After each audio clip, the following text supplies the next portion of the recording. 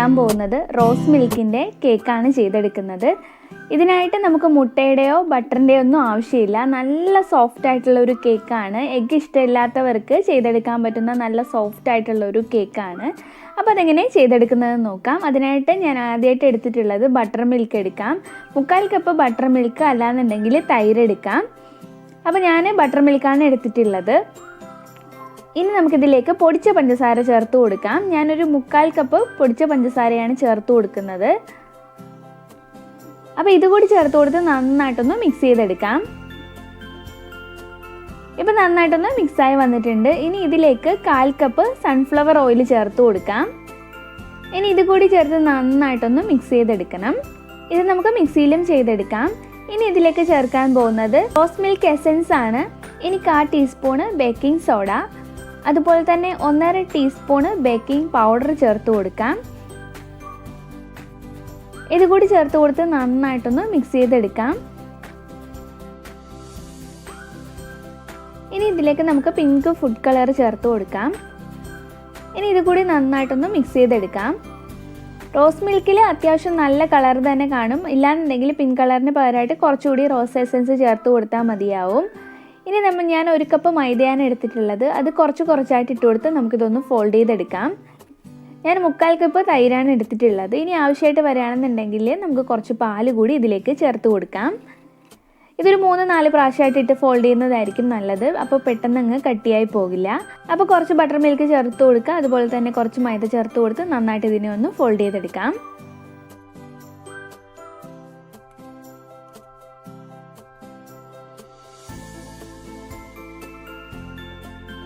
അപ്പോൾ എല്ലാം തന്നെ നമുക്ക് ഇതുപോലെ ചെയ്തെടുക്കാം. ഇപ്പോൾ നമ്മുടെ കേക്ക് ബാറ്റർ ഇവിടെ റെഡി ആയിട്ടുണ്ട്. ഒരു റിബൺ കൺസിസ്റ്റൻസി ആയിട്ടുണ്ട്. നമുക്കിനി ഏത് പാത്രത്തിലാണോ ചെയ്തെടുക്കുന്നത് ആ പാത്രത്തിലേക്ക് കുറച്ച് ഓയിലൊന്ന് തേച്ചതിന് ശേഷം ഒരു ബട്ടർ പേപ്പർ ഞാൻ ഇറക്കി വെച്ചിട്ടുണ്ട്. ഇനി നമുക്കിതൊരു 25 മുതൽ 30 മിനിറ്റ് വരെ നമുക്കിതൊന്ന് ബേക്ക് ചെയ്തെടുക്കാം. സാധാരണ ഞാൻ ചെയ്യുന്ന പോലെ തന്നെ പാത്രത്തിൽ തന്നെയാണ് ചെയ്തെടുക്കുന്നത്. അപ്പോൾ നമുക്കിതൊന്ന് ടാപ്പ് ചെയ്ത് കൊടുത്തതിന് ശേഷം എയർ ബബിൾസ് ഒക്കെ കളഞ്ഞതിന് ശേഷം നമുക്കിതൊരു 25 മുതൽ 30 മിനിറ്റ് വരെ ഇതൊന്ന് ബേക്ക് ചെയ്തെടുക്കാം. ആ ഒരു സമയം കൊണ്ട് നമുക്ക് മിൽക്ക് സിറപ്പ് തയ്യാറാക്കി എടുത്ത് വയ്ക്കാം. അതിനായിട്ട് ഞാൻ 1/4 കപ്പ് മിൽക്ക് എടുത്തിട്ടുണ്ട്. അതിലേക്ക് ഹെവി ക്രീം ചേർത്തിട്ടുണ്ട്. ഹെവി ക്രീമിന് പകരമായിട്ട് മിൽക്ക് മെയ്ഡ് ചേർത്ത് കൊടുക്കാം. ഇപ്പോൾ പഞ്ചസാര പൊടിച്ചതും അതുപോലെ തന്നെ കുറച്ച് റോസ് മിൽക്ക് എസൻസും കൂടി ചേർത്തിട്ടുണ്ട്. ഇനി നന്നായിട്ടൊന്ന് മിക്സ് ചെയ്തതിന് ശേഷം നമുക്കിതൊന്ന് മാറ്റി വയ്ക്കാം. ഇനി ഞാൻ ക്രീം ബീറ്റ് ചെയ്തെടുക്കാനായിട്ട് ഹാൻഡ് വിസ്കാണ് യൂസ് ചെയ്തിട്ടുള്ളത്. ഒരുപാട് പേര് പറഞ്ഞിട്ടുണ്ട് ഇലക്ട്രിക് ബീറ്റർ ഇല്ലാതെ എങ്ങനെ ബീറ്റ് ചെയ്തെടുക്കുക എന്നുള്ളത്. അതിനായിട്ട് ഞാൻ 1 കപ്പ് ഫിയോണയുടെ വിപ്പിംഗ് ക്രീമാണ് എടുത്തിട്ടുള്ളത്. ഇത് നമുക്കൊരു ഹാൻഡ് വിസ്ക് യൂസ് ചെയ്ത് നന്നായിട്ടൊന്ന് ബീറ്റ് ചെയ്തെടുക്കാം. എപ്പോഴും നമ്മൾ ക്രീം ബീറ്റ് ചെയ്യുമ്പോൾ അത്യാവശ്യം കുഴിയുള്ള ഒരു പാത്രം തന്നെ എടുക്കുക. അങ്ങനെയാണെന്നുണ്ടെങ്കിൽ നമ്മളെ ക്രീം പെട്ടെന്ന് ബീറ്റ് ചെയ്തെടുക്കാൻ എളുപ്പമായിരിക്കും. ഇതൊരു 5 മുതൽ ഒരു 10 മിനിറ്റ് വരെ നമ്മളിതൊന്ന് കൈകൊണ്ട് നന്നായിട്ടൊന്ന് കണ്ടിന്യൂസ് ആയിട്ടൊന്ന് ബീറ്റ് ചെയ്ത് കൊടുക്കണം. എത്രത്തോളം സ്പീഡിൽ ചെയ്യുന്നോ അതിനനുസരിച്ചിട്ട് പെട്ടെന്ന് ക്രീം ബീറ്റായി വരുന്നതായിരിക്കും. അപ്പോൾ ഞാനിതൊരു 10 മുതൽ 15 മിനിറ്റ് വരെ ഇതൊന്ന് ബീറ്റ് ചെയ്ത് എടുത്തിട്ടുണ്ട്. നല്ല സ്റ്റിഫായിട്ട് വന്നിട്ടുണ്ട്. ഇനി നമുക്കിതൊരു അരമണിക്കൂർ ഫ്രിഡ്ജിലേക്ക് മാറ്റി വയ്ക്കാം. അപ്പോൾ കുറച്ചുകൂടി നന്നായിട്ട് കട്ടിയായിട്ട് വരുന്നതാണ്.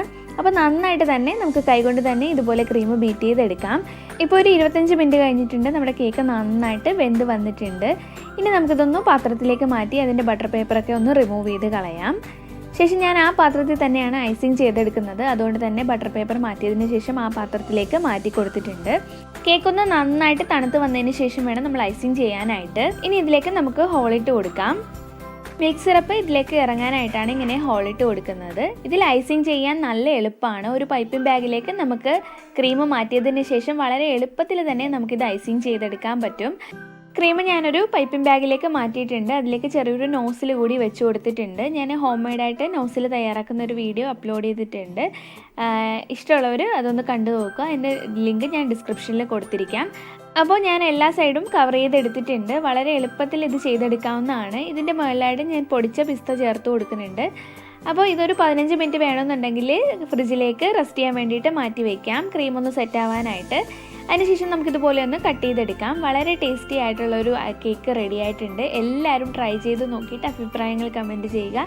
അതുപോലെ ഇതുവരെ എൻ്റെ ചാനൽ സബ്സ്ക്രൈബ് ചെയ്യാത്തവരാണെന്നുണ്ടെങ്കിൽ പ്ലീസ് ഒന്ന് സബ്സ്ക്രൈബ് ചെയ്യണേ.